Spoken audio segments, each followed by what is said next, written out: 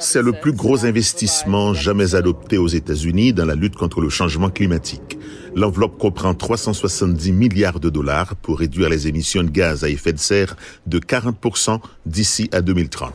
Le texte prévoit notamment des incitations financières destinées à faire évoluer l'économie américaine vers les énergies renouvelables, mais limite aussi le prix de certains médicaments et crée un taux d'imposition minimal sur les grosses entreprises.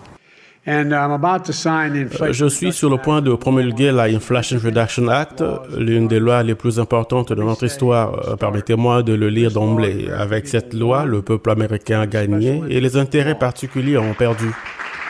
Les démocrates et les groupes extérieurs prévoient de dépenser des millions de dollars dans les semaines à venir en publicité télé, radio et Internet pour cibler les électeurs qui n'avaient jamais entendu parler de la loi sur la réduction de l'inflation selon les sondages. Déjà, le ton de la campagne électorale était palpable dans le discours de Biden hier.